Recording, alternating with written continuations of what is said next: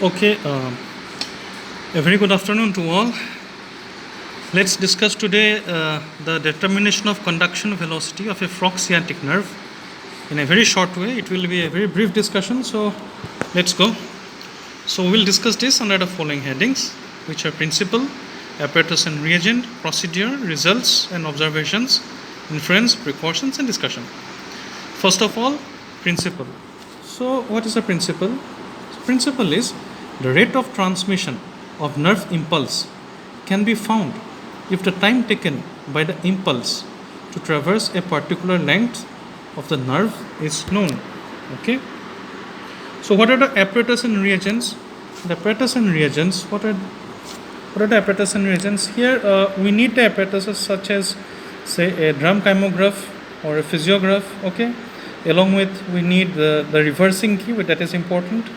Also we need here two pairs of electrodes, okay, and also amphibian Ringer's solution, and definitely we need gastrocnemius muscle preparation and this kind of things. Okay, now what is the procedure? Okay, before starting the procedure I would like to tell you one thing. Okay, so basically what is it that we know by this time that suppose this is a drum kymograph. Okay, so drum kymograph, this is the primary coil. Okay. It is the connection of the electrical connection. Okay, this is the key. Okay, then this is the primary coil of Raymond Dubois induction coil. Okay, and then this is the secondary coil. Okay, the secondary coil, here is the short circuiting key, which ultimately these connections get attached to the electrodes. Okay, but in this experiment, as we are using two pairs of electrodes, so we need to shunt the current, okay, from one pair to another. So here, instead of short circuiting key, in place of short circuiting key, we use a reversing key. Okay, this is the thing that we need to take place. Okay, now the preparation we have to take place in such a way that we will I'll just try to draw it down. Okay, the gastrocnemius muscle preparation, it will be such that, say, this is the vertebral end, this is the sciatic nerve, and suppose this is the gastrocnemius muscle. Okay, now we have put two pairs of electrodes near this end. As this end is near to the vertebra, so this is the vertebral end. So pair of electrodes at the vertebral end. Okay, now again this is the muscle and this is the sciatic nerve, so this is the muscle end. Okay, so these are the pair of electrodes. So what are this? Pair of electrodes at the muscle end. Okay, now when we take a pair of electrodes, so we take the midpoint of this two electrode as the point of stimulation in a way. Okay, we take the two electrodes because it is difficult to identify which is cathode, which is anode, and so we take the midpoint. Say this is one electrode, this is another electrode, this is the pair of electrode. So in between the 2 points, the midpoint we take as the point of stimulation. So now from this midpoint, it is this point to this point, the point of stimulation. From this point to this point, we measure it very accurately and precisely in centimeters, and say we call it as D. Okay, D for distance. Okay, on this. Now first what we'll do is that we will stimulate the muscle, that is we will stimulate this nerve, and then this point of the nerve, that is the near the muscle end, and then we will stimulate the nerve at the vertebral end. At the muscle end, when we stimulate it, then what will happen is that the curve will look something like this. Okay, let me show you here. Okay, at first we draw a baseline. Okay, and then we stimulate this one at the vertebral end. The electrodes, we stimulate this pair of electrodes. Okay, we'll use reversing key for that. We stimulate this and we got a curve like this. Okay, we got a simple muscle twitch like this. Okay. Now we designate this at, say, this one as it was near the muscle end, so it is the M curve. Okay, or simply M. And we also identify the point of stimulation. And after that, by the help of we will take the help of reversing key, and we will shunt the current from this electrode to this pair of electrodes. That is the pair of electrodes at the vertebral end. This one, okay? And then we will stimulate the nerve muscle preparation again. And this time, what we see is that, definitely we will keep the point of stimulus same, intensity of current will be same, and everything, okay? And baseline is also same, okay? So when we stimulate it, we will see that at the same point of stimulus we have stimulated, and now the second curve will be something like this, okay? And we will call this curve as the V curve. M curve means at the muscle end, V curve means at the vertebral end, okay? Now with the help of a tuning fork of 100 Hz, we will do a time tracing below this, okay? This is a time tracing, say of 100 Hz, okay? To make it more better, we can call it this point M. This is the beginning of, that is the contraction period for the M curve as N, and the beginning of the contraction period of V curve as V, and this point as P. Now PM is the latent period. It is not prime minister, okay? It is latent period. Latent period for M curve. Now PV, latent period of V curve, okay? So this like this. So what is P? Point of stimulation, and M and V are the point of origin of this conduction phase. This is the latent phase from here to here. It is the contraction phase from here to here. This is the relaxation phase. By this time we know, okay?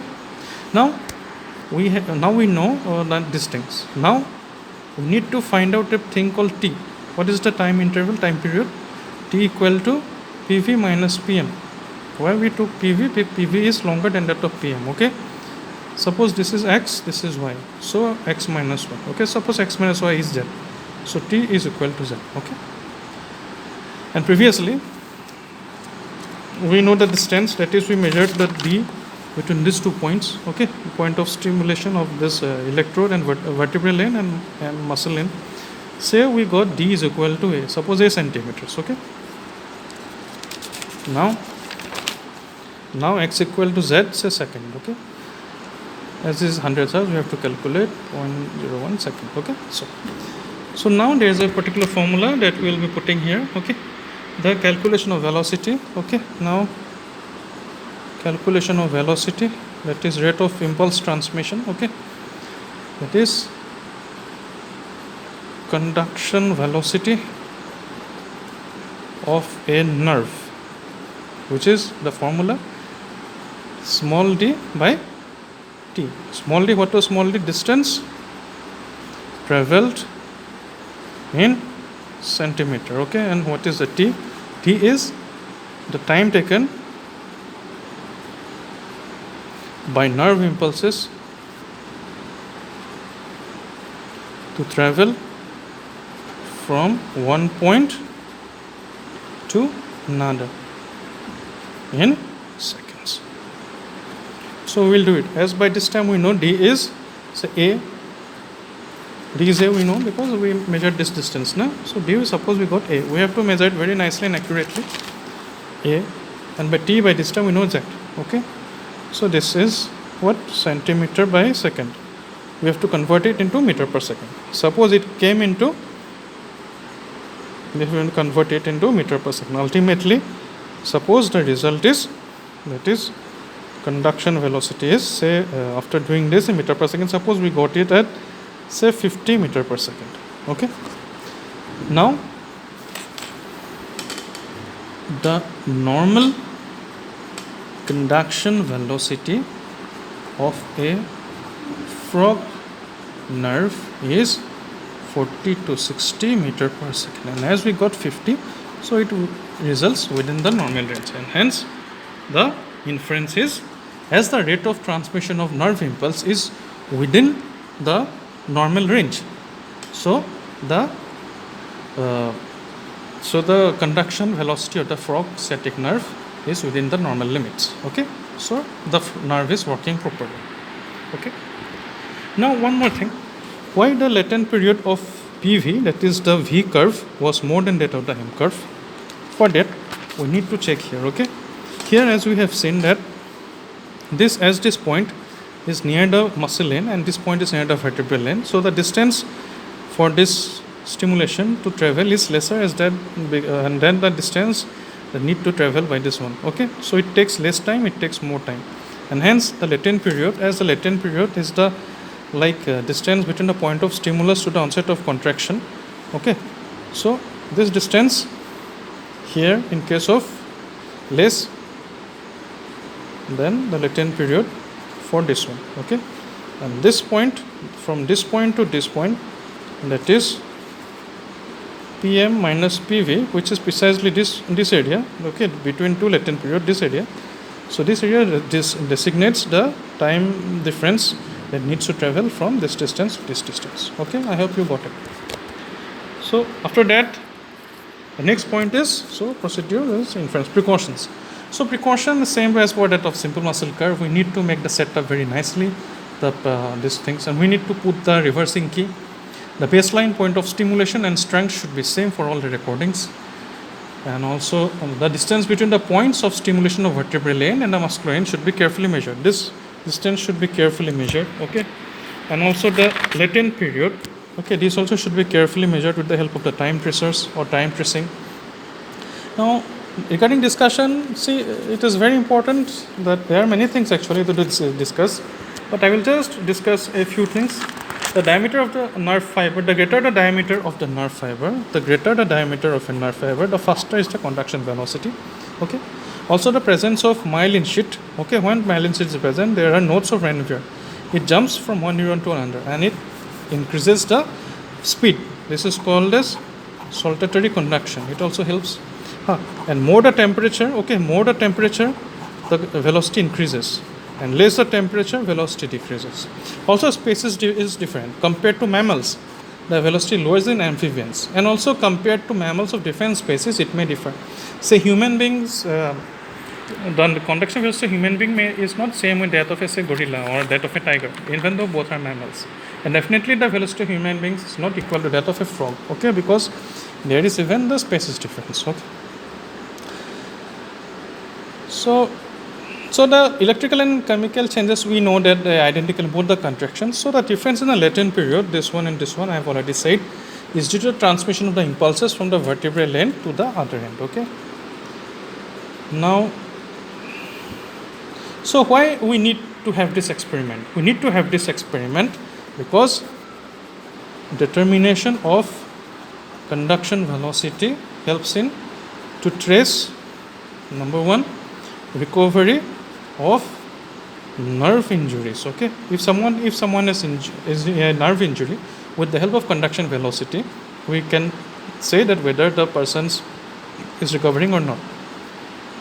Also, to assess the extent of damage done to a nerve due to trauma. Suppose one has due to trauma or demyelination disorders.